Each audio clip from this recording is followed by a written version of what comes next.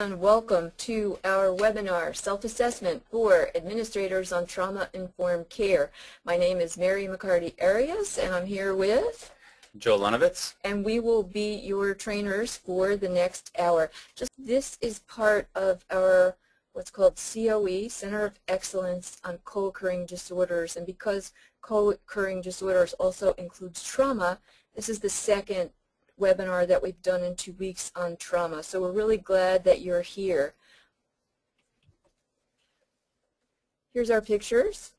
Joe, do you want to tell people about your background? I've been working on these projects for a couple of decades, it feels like now. And I have been working with populations that have high trauma histories easily for the last 20 years, and I'm really pleased to be here with you, Mary. Good. Thanks, Joe.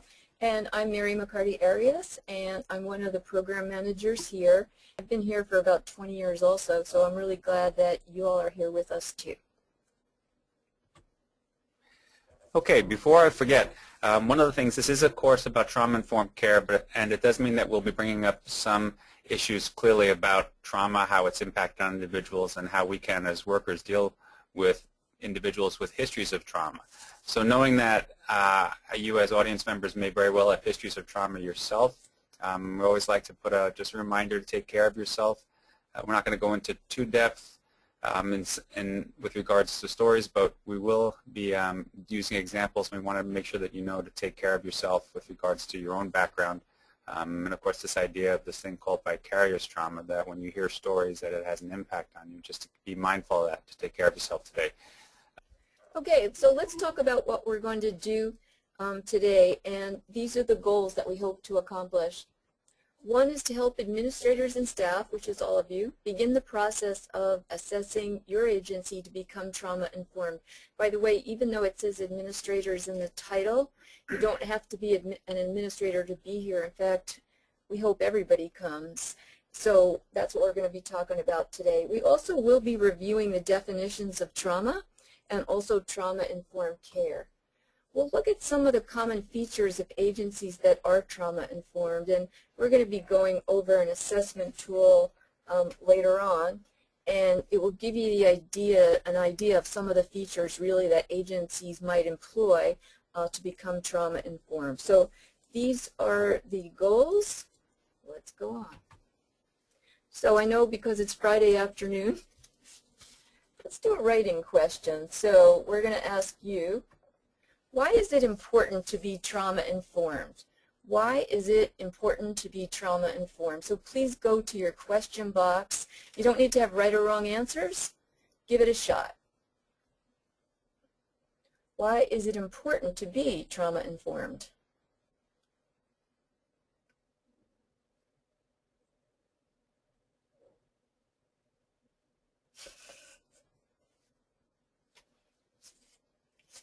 All right, thank you. I see one. To better understand the client with these issues. Yeah, precisely, because as we know, actually almost all of our clients have these issues. And also, if we understand it, we'll be able to better serve them. Yes, definitely. Thanks for writing all these questions in. Let's see what we've got. To offer a better service to clients in terms of cultural competence, etc. Really very important, and we'll be talking about that as well, because some of the impacts of culture or lack of cultural competence can re-traumatize our clients. And also to know how to assist clients. So thanks very much for writing in. So let's go to the next slide. And these are some of the reasons to become trauma-informed. I think most of you, or those of you who wrote in, seem to have a real sense of why we're doing this. But here's what we know. Most clients have experienced trauma. That's probably not surprising to you, but we do know that trauma is pervasive. And in actually a lot of the articles that are written on trauma, it says between 55 to 90% of us, that's underlined, have experienced at least one traumatic event. So that's really high. I know that's a range, but for many of our clients, they have experienced trauma. So that's probably nothing new to you, but I think we need to kind of look at that. We also look at how trauma influences how people access services. One of the things that we also know is if an individual has a history of abuse, they might be reluctant to engage in our services, or they might drop out pretty quickly. Trauma has often occurred in the service context itself, and that's kind of scary to me, but it means that sometimes we have what are called physically coercive practices. They may trigger or they may re-trigger or re-traumatize our clients. You know, sometimes, for example, I won't mention any agencies or any state agencies, but sometimes when people come to trainings, they tell me about how their clients have gone to a state agency and the person who's their case manager has yelled at them, and it, in a sense, re-traumatizes them. Yeah, I'm not making that up, by the way. But I'm not mentioning names on that one. We know, too, that responses to trauma are adaptive. And one of the things that I think is important to realize is that people learn to adapt to keep themselves safe. So we do whatever we need to do to be safe. And sometimes with our clients, we might see them withdrawing, we might see them becoming aggressive, and it could confuse us because those are not always the kinds of behaviors we want to see in terms of treatment. We also know that survivors require specific, tailored interventions. The good news, by the way, is that there are trauma-specific programs. There are very specific interventions that work. Some of you may be familiar with EMDR, eye movement desensitization reprogramming. It's one of the evidence-based practices that works for trauma. We're not, by the way, telling you that you have to start doing this on Monday, but that it's important to know where you can get or make referrals for tailored interventions. One of the things we know with trauma is that one size does not fit all. And I know we always say that in trainings, but it's really important to kind of look at that. And then finally, and Joe mentioned this before in the guidelines, is that trauma affects staff members as well. So the numbers of people who are on staff who have traumas can be really high. In addition, Joe was mentioning about vicarious trauma. So if you're sitting and listening to stories all day about people's trauma, that can be traumatizing. Another thing they also said in the literature is that stressors include doing more with less. It was, quote, doing more with less. So I don't know about you, but many people I've met are doing more with less. So that can be traumatizing to us as well. So these are just some of the reasons to become trauma-informed. So let's talk about assessing your agency. One of the things we'll be talking about before is we will give you the name of an assessment tool that you can download for free. But in terms of framing it, it's like who should be involved. Now I know the title of the course said administrators, but bottom line is everybody really should be involved. So all staff should be involved, from administrators, clinicians, line staff people, receptionists, maintenance people, and also including clients or consumers, depending on the term that you use. One of the things they say when you're doing the assessment is to have it be anonymous. So you don't want to go around to your agency having people sign their names to information on that. When to do it? I would say that's up to you. Why? And as some of you were saying before, in looking at helping to better understand the client, being able to offer better services, being able to be culturally competent, those are all some of the reasons why. And one of the things, too, as we know with assessments is if you assess your agency, it really gives you a starting point. You may already be doing things that are trauma-informed, and that's a good thing. And it also gives you a place of where to go. How long does it take? This particular form that we'll be showing you takes about 30 to 40 minutes for each person.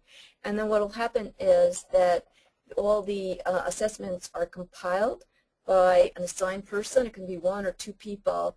I don't know how long it will take them to do it, but it's something to assign. So 40 minutes to take it. Yeah. And we'll talk about how we compile that stuff. So what are some of the domains? This is taken, again, from the assessment tool that will show you and give you the exact name later on. But these are some of just of the areas that are involved in assessing your agency for trauma-informed care. One of the first ones is supporting staff development. Now, what does that involve? That involves training, it involves education, it involves clinical supervision, and it involves self-care for the staff. The second is creating a safe and supportive environment, and we're going to have questions at the end of this webinar where we'll start to look at that, because it can be anything from, do people have security systems? I was rereading the tool this morning, and it was things like, are there bugs in the place? And I hear, for example, from people in the trainings that sometimes when they go into their agencies, there's bed bugs or roaches, or I know that's grossing everybody out, but from a safe and supportive environment, that kind of thing is really important. The third piece is assessing and planning services, and that involves intakes. That involves culture, which someone had mentioned before. It involves you setting goals, or actually the client setting goals, and you helping them set goals actually that include trauma, and also maybe making assessments or referrals for trauma-specific services. Involving clients, and again, you can use current clients, you can use former clients. For example, many agencies have on their board of directors a former client or consumer so that you can get input from the people that we're serving. And then finally, adapting policies. And we're going to be talking about that later on. We'll give you some of the questions so I won't get into that right now. All right, so what is trauma? This is just a quick review, but again, I think worthwhile just reminding us how we define trauma in the context of trauma-informed care also. First thing is, the personal experience of an event that involves actual or threatened death or serious injury. So notice the term, the personal experience of an event. So you can have two people see an event, see, for example, a car crash, and they may experience it differently depending upon who they are, what their personal history of trauma with that kind of an accident has been before, so memory of other events that have occurred like this. So perception and how you perceive the event may be different, even though two people may be involved in the same experience. So then the experience of an event that involves actual or threatened death or serious injury, and then there's the person's response. And the response usually involves intense fear, horror, and helplessness. So these aren't the soft words. These are the hard ones, right? These are intense fear, horror, and helplessness. So what happens when people experience trauma or traumatic events is they lose their sense of the world being a safe place. All right, so traumatic events, they tend to alter people's perception of themselves. So not just themselves, how they view themselves, right? That they are safe human beings in a safe world. But their perception of their environment, that the environment they're in, the place they're in, the world around them is not as safe as it was before. And of course the people around them, that people, depending upon what the event was, may not be safe to them, right? So what was safe is no longer safe. And I think that's a really important aspect of trauma. Prior to trauma and then after traumatic events occur, it's this unfolding of the safety net, that the world is safe as opposed to it being dangerous. Also, as traumatic experiences accumulate, so the more traumatic experiences that you have, the more intense and the greater an impact there is on your functioning. So the ability to deal and manage the reactions and responses to new traumatic events can be more and more difficult to do. Also remember that trauma impacts all areas of people's lives, right? So biologically, what happens to your body, so there are what we call somatic responses to trauma, back pain, headaches. There are cognitive responses or impacts, how your ability to think, emotional functioning, your ability to interact with individuals, to develop relationships, social interactions, and even the idea of how you see yourself and identity formation are all impacted over time by traumatic events and our response to them. Trauma has, I guess I like to think of it as kind of an epic and pervasive impact on the lives of those who experience it. So kind of an epic and pervasive impact on the lives of those who experience it. So what kinds or types of trauma are we talking about? This is, in a sense, a real laundry list of the things that occur. But just so that we cover as many bases as we can, we're also going to try to focus a little bit on HIV-specific traumas, or traumas that our patients and clients are also experiencing outside or specific to HIV and AIDS and illness progression, right? So violence is one, of course, that comes up right away. It's seeing violence, witnessing violence, or being a part of violence or a victim of violence. And victimization, so it's interesting. Just recently, a client, I know an individual who came out as being a lesbian to her mother, and her mother said that she didn't accept it and that she no longer wanted to consider her to be part of the family. So is that a traumatic event? You know, you could argue very strongly that that would be, because her sense of safety, her home, the place that she would go to get support and love and caring would no longer be available to her. Right? So victimization, we're including hate crimes, neglect, right? Loss. So thinking of loss in the context of HIV and AIDS illness. So for example, moving from a diagnosis of HIV infection to a diagnosis of AIDS.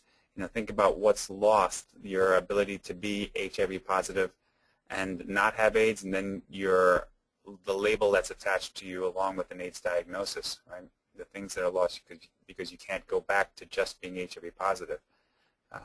Terrorism, okay, and I think even just from 9/11, we all know that the world has changed for us here in the United States, even though in many other places of the world, the sense or the lack of safety surrounding people's lives has been very different than ours, and ours is we're catching up.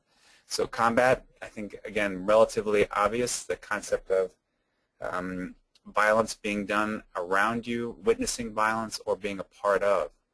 Domestic violence, being a victim of domestic violence, or watching someone be a victim of domestic violence. Of course, physical abuse, medical emergencies or accidents, natural disasters. We've had a couple here in New York, right? So we've got Hurricane Sandy, which is only a year and a little more from us, right?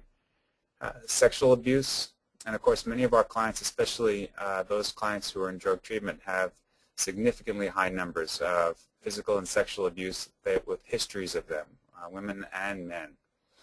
Witnessing violence, and then of course being diagnosed with HIV. So take a moment and just think about, when we think about types of traumas, I've mentioned a few around being HIV positive. Just take a moment and write in real quick what other types of traumas around illness, specifically around HIV or related to HIV, might occur for your clients that we'd all need to kind of keep in our purview on this. So take a moment and go to your question and answer box and write in a couple, and we'll make sure we cover them too.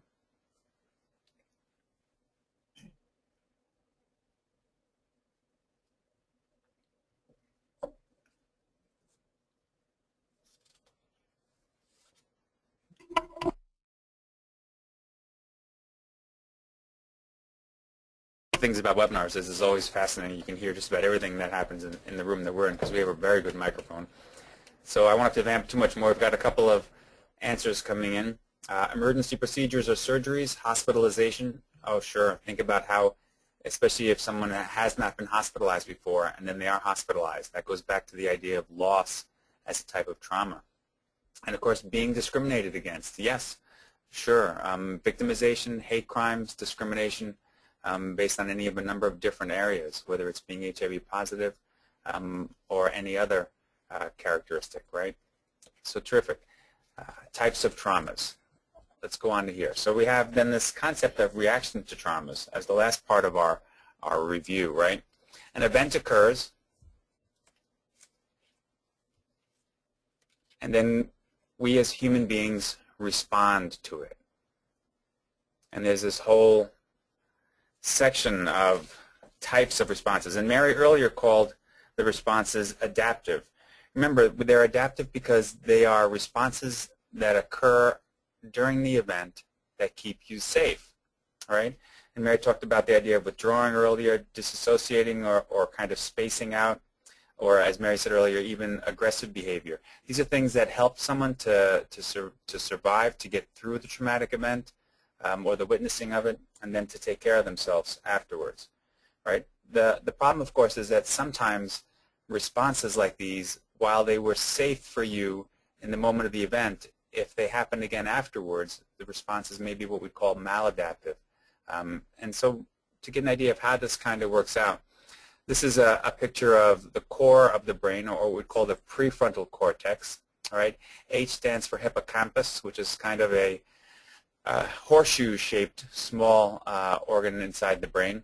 A stands for the amygdala, which is your center of emotional sense of self, and HT is the hypothalamus, which takes stimulus in from an event and decides, is this a threat to us or not? And if it is a threat, it sends a message to the core, the hippocampus, and the amygdala. So these three parts of the brain need to work together. And what's amazing is this happens very quick, the response. But it needs to be mediated by all three of these to have, generally speaking, a healthy and a balanced response to the event, one that's going to be helpful, right, to keep you safe and in the context of what's occurring.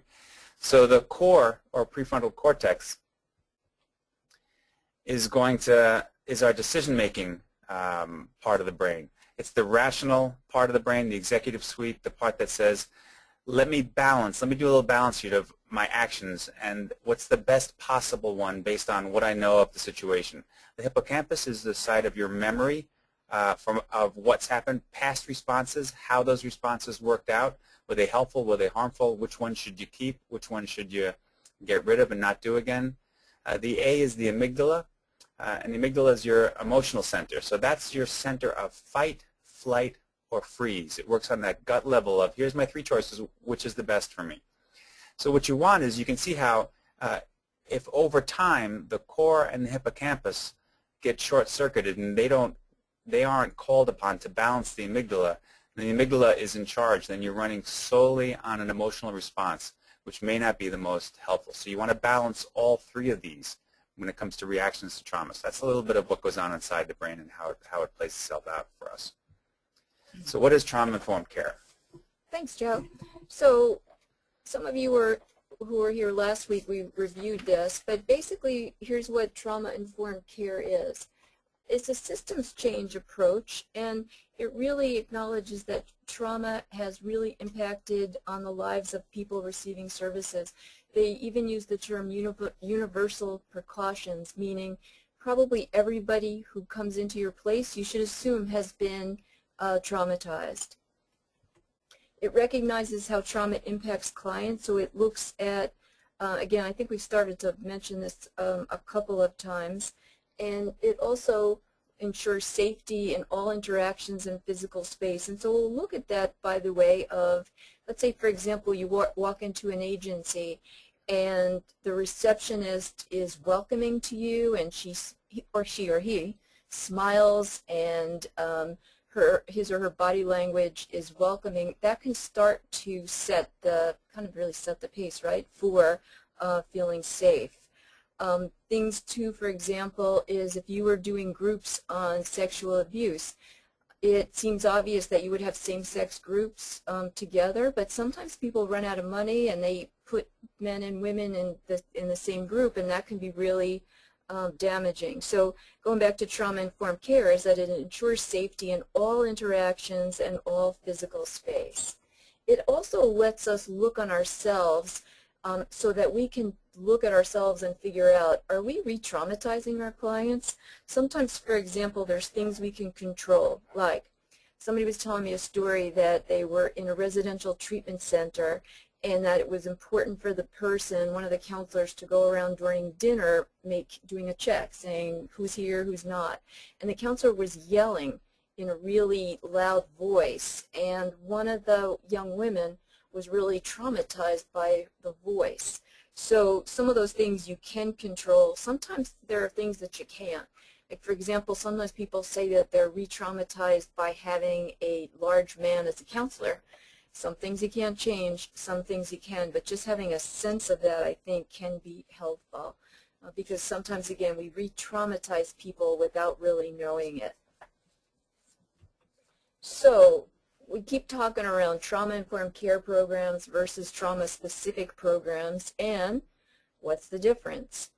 That picture is supposed to be apples and oranges.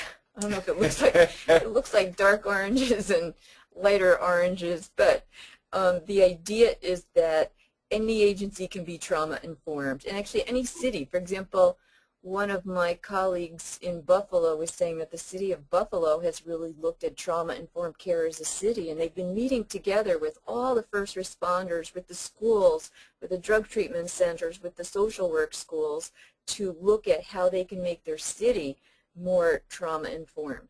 Not every agency, though, is a trauma-specific program. And what that means is that that kind of agency provides very specific interventions on treating trauma.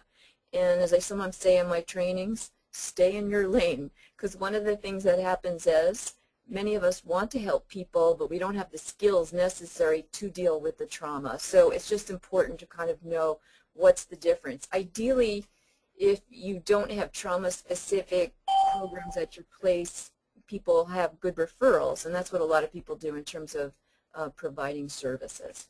Anything to add, Jim? Yeah, I think there's the concept, and we say this a lot, but it's important. In order to be trauma-informed, you don't have to be an expert on trauma.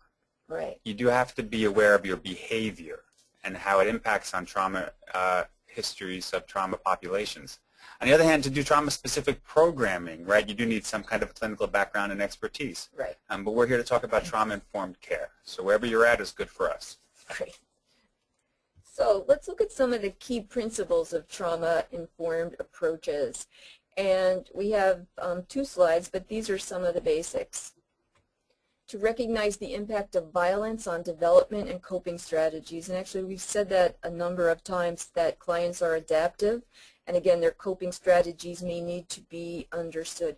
Joe, can you tell that story about the person in drug court who hid under the bed? Okay, so there was a participant in a drug court program who was at a residential treatment facility.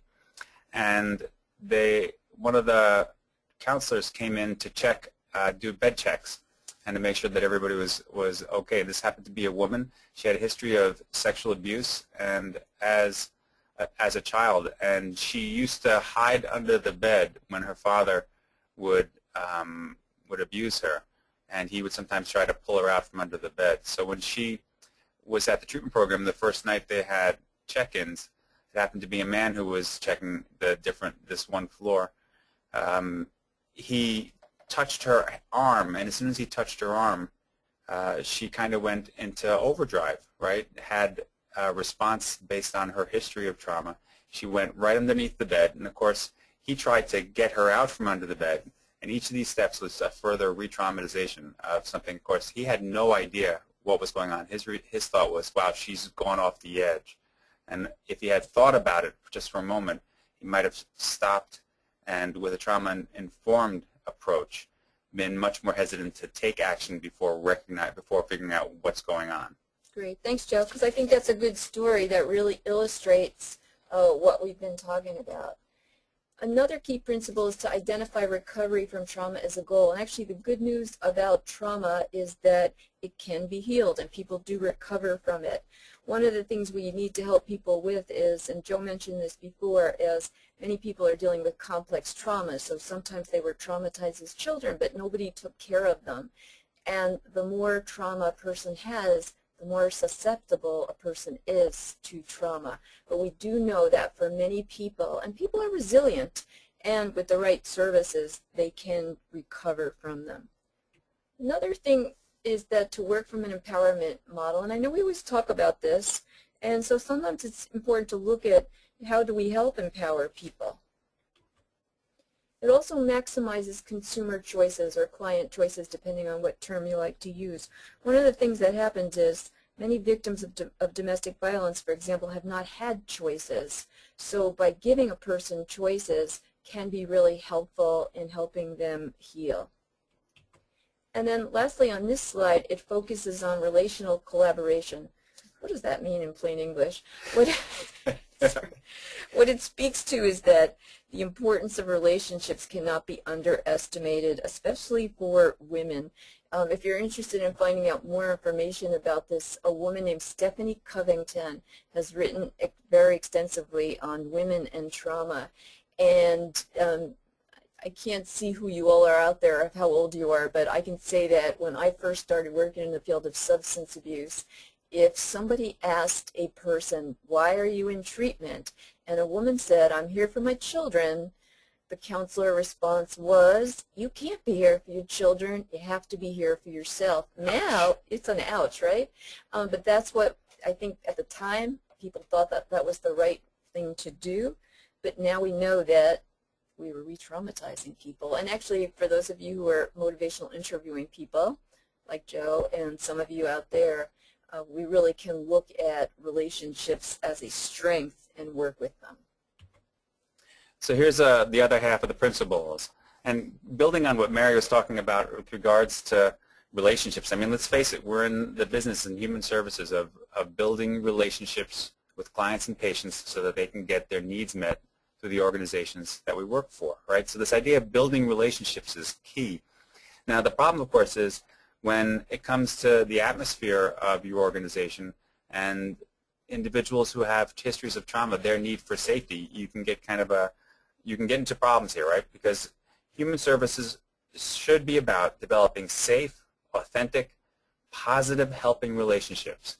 And if we're not able to do that with the client, we have to kind of ask ourselves, who's at fault and how do we fix this so that clients can develop those and get their needs met, right? So the idea, I think, again, this idea that when you have a history of trauma, that you see the world as unsafe and that people can't be trusted, means that organizations need to take additional efforts to make sure that they present, not just in word but also in deed, safe places where people can be trusted, where there's consistency and authenticity, so that these relationships can be developed. So emphasizes strengths. Okay, a deficits approach is what traditionally folks have taken in almost all the human services fields. Always look at what's wrong with people as opposed to how have you been able to survive, how have you been able to get through, what are the strengths that you have that's helped you to get to where you're at today. So emphasizing strengths so that we can help to build people up as opposed to deficits is going to be very useful for us, and especially in a trauma-informed approach. We want to minimize the possibilities of re-traumatization, and you do that by learning about people's histories, by finding out about that, not waiting 3 years into drug treatment, for example, before you start asking about trauma histories. Just because you ask about it doesn't mean that you have to address it in a clinical setting right away. You have to, but it certainly gives you an idea of what's informing people's behavior, right, and or reactions to staff. Strives for cultural competence. So just keep this in mind and think of the question, how does culture influence response and perception of a traumatic event? How does someone's culture influence it? So everybody says that, people say things like, wow, there was some real violent behavior in that lunchroom today. And I always wonder, what do people mean by that? Some people might mean that they heard cursing. Some people might say they heard very soft but tense voices. Others say, well, I saw the fist fight over in the corner there. So perception of things like violence and perception of trauma. Remember, same two people are in a similar place and witness an event or are victims of an event, but they have very different perceptions of what happened based on their expectations of their own behavior, about people's behavior around them, their view of the world, and of course their own history of trauma. Last but not least, solicits consumer input and design and evaluation of services. So find out what's meaningful to them. So for example, clearly if you're doing work here in New York City and or on Long Island or in Westchester, recognizing that Hurricane Sandy occurred just a little over a year ago is going to be really important for us. If you know that someone lived in Rockaway or that they're elderly and they dealt with 14 days of electricity being out in their home, you know, those are things that will be useful to us in being able to deal with the issues that they have and be more user-friendly to them, right? So here's what I'm going to ask you to do. Based on the principles that we've talked about, what are you already doing that is trauma-informed? So go to your question and answer box and take a couple moments and type in your response. Based on the principles that we've just talked about, these ideas of safety, culture, getting information from the clients and their perspective, adaptive responses. What are you already doing that you'd consider to be trauma-informed, that takes into account that people have histories of trauma? write them in, and we'll read them out loud.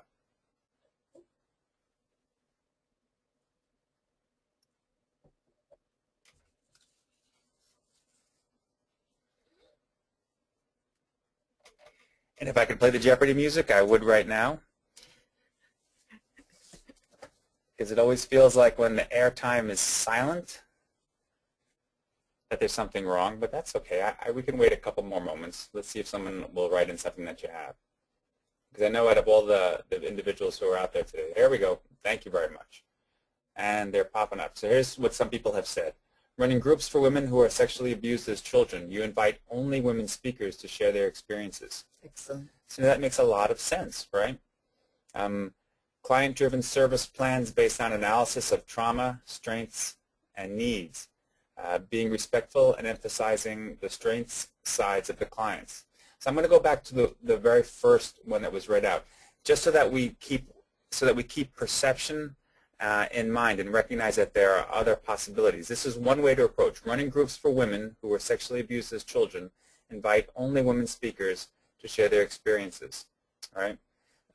So what if, for example, you also might have a woman who is lesbian and who has been a victim of domestic violence. Mm-hmm. Remember that having only women speakers may also be problematic too.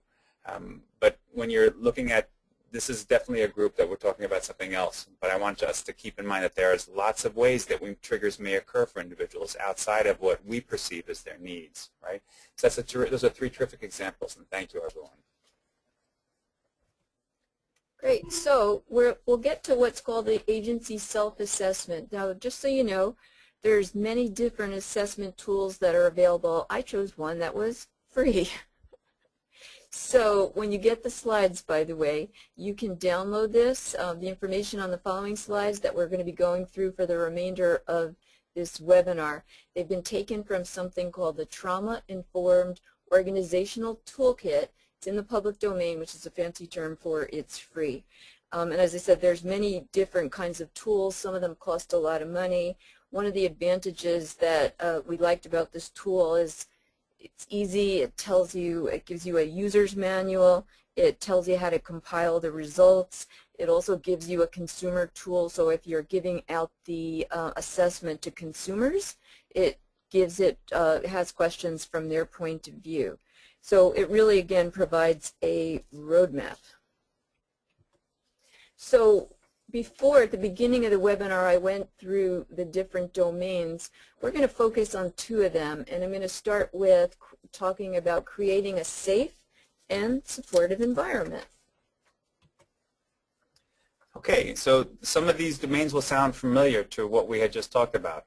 So establishing a safe physical environment, we're talking about the actual space itself, whether it's security, whether it's lighting, whether it's decorations and play materials, for example, for children, whether it's clean and well-maintained, whether there's music that's calm or whether it's hectic, how somebody physically views a site. Establishing a supportive environment around information sharing. So how is information given and received? So information really is a lot about safety and control. All right, you give information in verbal and written formats. Is it protected in the basic way, respecting confidentiality? What do clients or patients hear when they're in your space? What do they notice about what you tell them with regards to, for example, privacy, and then what actually goes on at your site? Cultural competence, which we've talked about already, but the idea of even, for example, do you ask about what people's preferred language is with regards to getting information from them or communicating with them. So we've talked about privacy and confidentiality and how those work. And remember, it's not just privacy of information, it's also privacy of people's bodies and their personal space. These are things that are included in this. So it's not just about the law, it's also about people's physicality. Remembering, again, trauma is about the change of worldview from a safe world to an unsafe world. Right, in all of the different contexts. Safety and crisis planning, how might that be set up for the organization? Is it set up for the organization with regards to taking care of clients and their needs? And then, of course, the idea of consistency and predictability. How consistent and predictable is your environment? and that relates to safety and supportiveness. So if you have a world view that is safe and secure, and then because of traumatic event or events, you then have a view of the world as being unsafe and unpredictable, I think we can see how consistency and predictability when visiting the agency, when coming to groups, when showing up for appointments, that those are things that will enhance the environment or detract from and harm the environment for our clients and patients.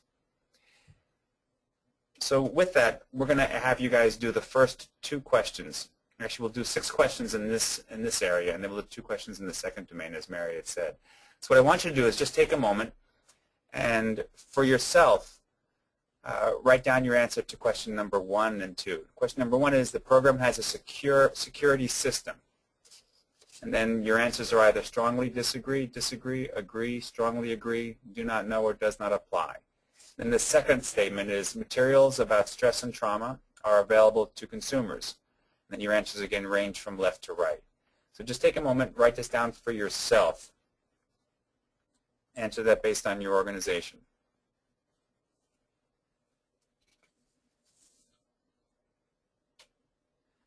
Okay, so now what I'm going to ask you to do is, for question number 1, the program has a security system. I'm just going to ask for hand raising. Raise your hand if you either agreed or strongly agreed with this, so I can get a sense of how many have something in place.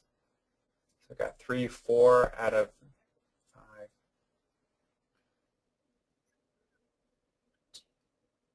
So we've got about a third agree. How many do not know? So I'm going to take everybody's hands down. How many don't know whether there's a security system in their site? Excellent. So it looks like most disagree that your program doesn't have security. So let's remember, when it comes to security, what we're talking about is not just having a security person there, not just having someone at the front door with a baton or a gun or wearing a uniform that says security. It also has to do with, for example, the ability to have bathrooms locked or not. And so you can imagine someone who was abused not being able to, and perhaps abused in the bathroom, or who could not close and lock a bathroom door and keep themselves, keep other people away from them, how that might be something that could be useful to have, the ability to do that. It also means perhaps cameras, record protection, around confidentiality and privacy, people's ability to feel secure and safe in a place based on what they see and what's in place with regarding to that. So question 2 is, materials about stress and trauma are available to consumers. What I'm going to ask is, if you either agree or strongly agree, raise your hand.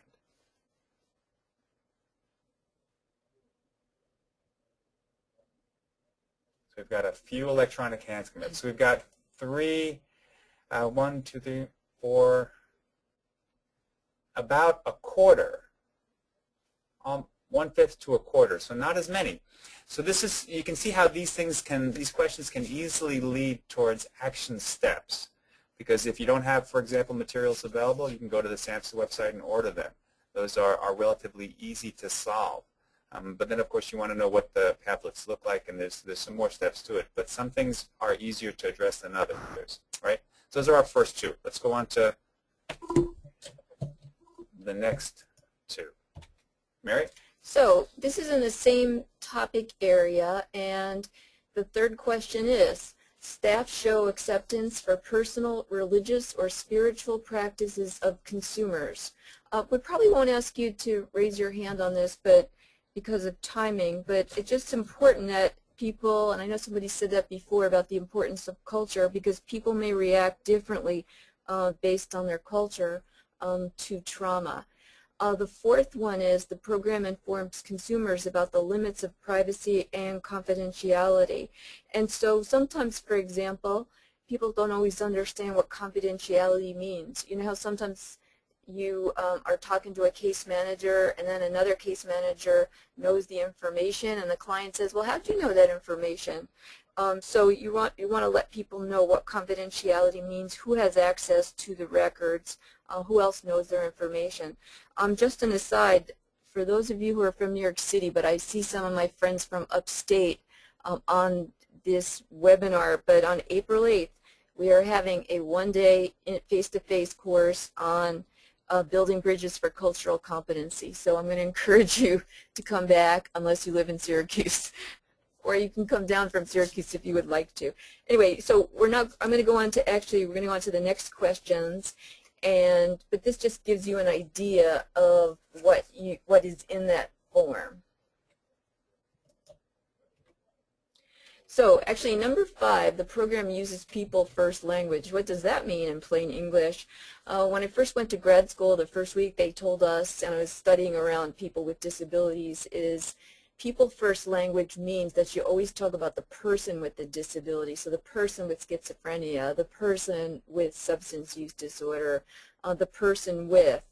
And so sometimes it's helpful to look at even the terms that you use. And I'll tell one story before I ask you to look at your own stuff on this one.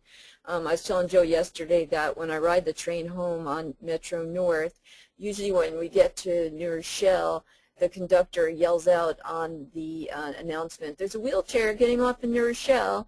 And I have written in to tell them that it wasn't the wheelchair that was getting off, it was the person in the wheelchair. So that's what they mean by a people first language. So it gives you an opportunity to look at how you use people first language. Okay, and the sixth question, the second one on this slide, is program staff respond consistently to consumers. And again, you can mark down your answer. But let's remember what consistently means, right? Uncertainty and confusion, as I talked about earlier, can be real triggers for traumatic experiences.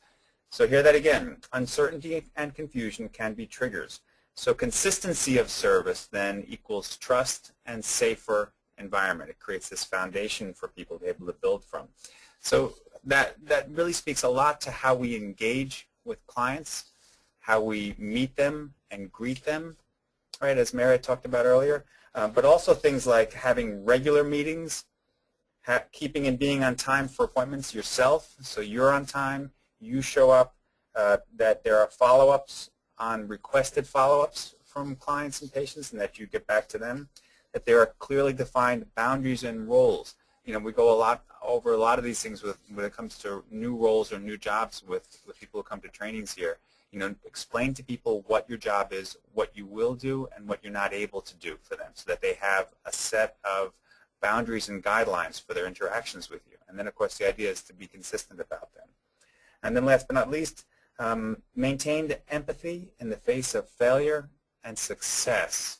So whether someone's succeeding or whether they're having challenges, you know, we still can maintain empathy and have an empathic response. For those who know motivational interviewing, we know that an empathic response is one of the key variables in succeeding with clients and helping them to move forward. Okay, let's look then at another domain. You could see in the previous questions there was a kind of combination of, I think, right, a variety of different topic areas. This domain really looks at adapting policies. It happens to be the 5th one. So it's about creating written policies and even reviewing some of the policies. So sometimes this is for administrators, but other times some of you may be part of that as well. So the question is then, and again, mark your answer for yourself. The program has a written statement that includes a commitment to understanding trauma and engaging in trauma-sensitive policies. So it sounds relatively simple, and at a real basic level you can say, yes, we either have it or we don't. But there's a couple of levels to really think about this. Who knows about that policy? Is it a policy that is in a personnel book that nobody reads? I mean, I don't know about you, but I've got personnel books piled up in various rooms and offices over the last 20 or 30 years, most of which I never read and or I was never really personally informed about or talked to about, or even if I was talked to, I never followed up. So and then even if you do read them, is it understandable? Is it in plain language so that it can be understood? Are clients made aware of what those policies are, right? Formal acknowledgement that consumers have experienced trauma and a commitment to understanding its impact is key, and that's the reason why policies are important. It's a formal acknowledgement that this is part of the terrain and environment of the clients who come in to get services from us. So things like addressing what do you do in an emergency, how do we obtain informed consent? So sometimes we just do things like we say, oh, the person can give informed consent. We do our own assessment. We don't explain it. So sometimes explaining that to an individual can be really useful so that they have some sense of the process, and that's consistent, that there is a process, it makes sense, and that can be really helpful. And of course, the idea that whatever policies are written, that it's in plain and understandable language. The next question in this area has to do with the program has written policies outlining professional conducts for staff, for example, boundaries, responses to consumers. So you can look at, for example, where your agency fits in this. And as I wrote in my notes, this is one of my favorite topics because I've learned in the past of training for many years that boundaries is an area that people don't always follow. So here's, for example, do you give your phone number or your cell phone number to clients? Are you allowed to date clients? I, for example, once somebody told me in a training that they were allowed to date clients as long as they were not on their case. Well, they were not the case manager. And I was like, are you sure about that? And they were. They said they were. I can also say that one of my trainer friends at OASIS, the Office of Alcoholism and Substance Abuse Services, John Reddy, is talking about that even though they do a lot of trainings on boundaries, one of the biggest problems people still have is romances. So it's like, what can I say? Boundaries do create safety, and one of the things that happens is for many of our clients, if their counselors or the case managers have poor boundaries, it almost is re-traumatizing. So it's scary to me personally, but I think it's helpful to look at. And I remember what John also said is you really have to teach this. So you can't just guess about what does it, can you date clients or not? You have to teach that. I know that sounds semi-ridiculous, but it still continues to be a big problem. Yeah, I mean, when we think about Mary, we're asking, in the work that we do, we're developing relationships, but we forget that there's all kinds of relationships, and that when you find out information about individuals, that these things are real issues. They need to be talked about with staff especially. And so let's take a look at your responses to both of these sets of information. And I'll do these relatively quickly, but I do want to get just a couple people to respond. What did you notice about your answers to these 8 questions from these 2 different domains on the assessment, on the trauma-informed assessment toolkit? What did you notice about your answers? So type in really quick. Let's see if I can get 1 or 2. I can practically hear fingers flying across keyboards.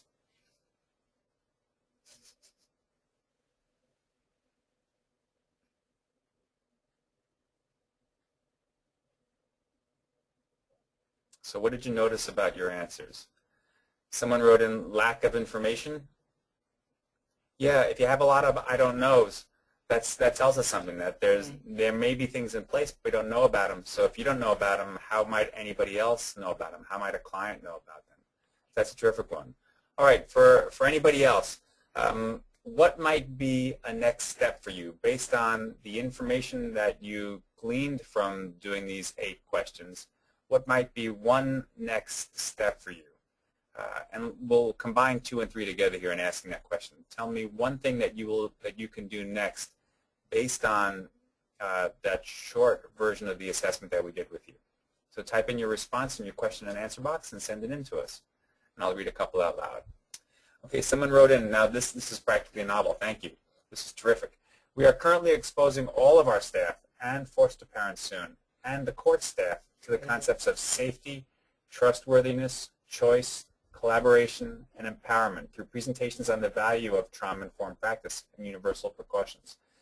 Terrific, right? So currently exposing all staff and foster parents. So the idea of thinking about who is accessing services and who is providing services, and making sure that both have these issues addressed and raise awareness about how these things may inform clients' activities and our own, right? So terrific. All right. We're almost out of time. We've only got about 2 minutes left. So let's summarize things. There are many reasons for agencies to become trauma-informed. Probably the most powerful is that, quite simply, you have clients who have serious histories of trauma. and it influences their behavior. So our actions influence their ability to interact with us, to develop relationships with us that help them to get their needs met. So we have a direct role in this, and we need to be aware of it. Agencies can assess themselves on how to become more trauma-informed. It's not as difficult as it would first seem. Just from these questions, you can see how doing a series of them can be very useful to you in a very practical way, and that there are very practical steps that each agency can take in becoming trauma-informed. Trauma-informed care will help everyone, clients and staff, so it works on both sides of the fence. Thank you very much, everyone. See you next time.